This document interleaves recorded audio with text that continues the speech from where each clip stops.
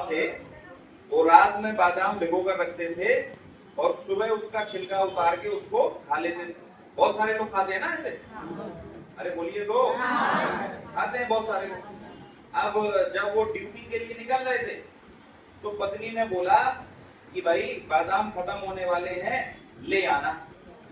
अरे सही है, सही है। अब बैंक मैनेजर साहब का एग्जांपल मैं इसलिए दे रहा हूँ क्योंकि मैंने फेसबुक में कहानी पढ़ी थी और वही कहानी में रिपीट कर रहा हूँ। तो उदाहरण कुछ भी हो सकता है, बिजनेसमैन हो सकता है, इंडस्ट्रियलिस्ट हो सकता है, डॉक्टर हो सकता है, कोई भी हो सकता है।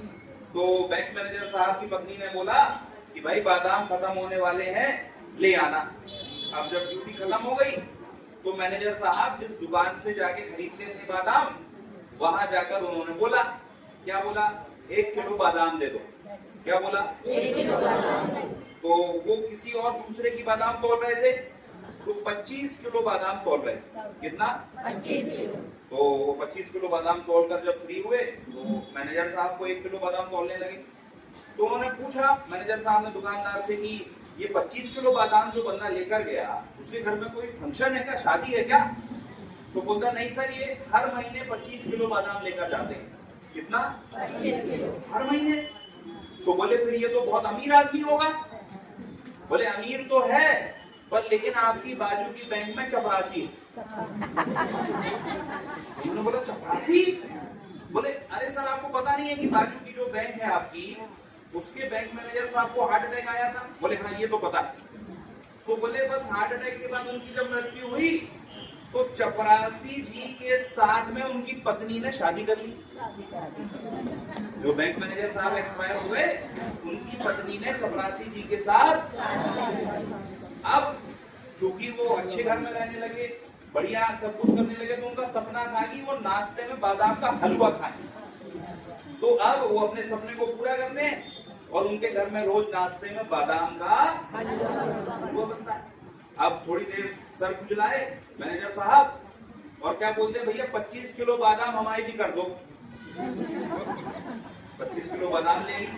अब घर पहुंचे, जब घर पहुंचे तो पत्नी ने पूछा कि भैया ये इतनी सारी बादाम क्यों ले आए, तुम तो 1 किलो 2 किलो लाते हो। तो बोलने लगे कि कोई और बात नहीं होगी, कल से हमारे घर में नाश्ते में बादाम का हलवा बनेगा। तो उन्होंने पूछा क्यों बनेगा भाई, ज्योतिषी ने बताया, डॉक्टर ने बताया? बोले कुछ नहीं। बोले नहीं तुमको बताना पड़ेगा, क्यों हलवा बनेगा रोज, पैसा पेड़ में लगते हैं क्या? भाई लोग बोलते हैं ना कि इतना सारा पैसा खर्च कर। तो फिर उसके बाद में उन्होंने बताया कि बाजू की बैंक में चपरासी था, वो तो बैंक मैनेजर साहब की हार्ट अटैक से डेथ हो गई तो उन्होंने उनकी पत्नी से शादी कर ली, अब वो बादाम का हलवा खाता है। तो वो बोले नहीं भैया हमें क्या मतलब दूसरों के परिवार में क्या हो रहा है। बोले मतलब कैसे नहीं है, मैं पैसे जोड़ के रखूं, मैं पैसे जोड़ के रखूं और उसके बाद मेरे मरने के बाद कोई और मेरे पैसे की बादाम का हलवा खाए, इससे अच्छा मैं ही ना खा लूं। अरे समझ में आया तो ताली बजाइए। ये मैनेजर साहब की कहानी नहीं है, ये हम सब की कहानी है। अरे सही है गलत? हर इंसान क्या करता है, घर बनाता है, सोना जोड़ता है, प्लॉट लेता है, बहुत सारी अलग अलग संपत्ति जोड़ता है और मेहनत करते करते करते करते एक दिन इस दुनिया से चला जाता, जोर से बोलिए, चला जाता। और फिर उसके बाद में बादाम का हलवा कौन खाता है? दूसरा। अरे समझ।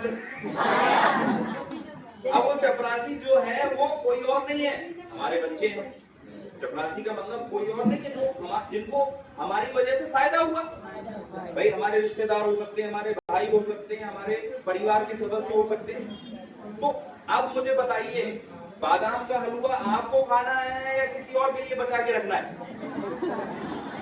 अभी समझ में नहीं आया लगता। अपने को खाना है। किसको खाना है? अपने को। हमें खाना है भाई।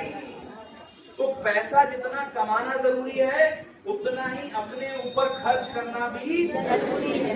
पूरी जवानी अपने परिवार के लिए निकाल दी, संपत्ति जोड़ी, सब कुछ बनाया, पर शरीर पर ध्यान नहीं दिया। हम इसीलिए हम लोग बार बार बोलते हैं पहला सुख निरोगी काया। बोलिए पहला सुख निरोगी काया। जब आपका स्वस्थ शरीर होगा तो आप जो है ना, आप कम पैसे में भी अच्छा जीवन जियो। और ज्यादा पैसा है भाई च्यवनप्राश खाइए, एप्पल खाइए, बादाम खाइए, दूध पीजिए और एक्सरसाइज करिए, योगा करिए, अपने ऊपर पैसा खर्च करिए।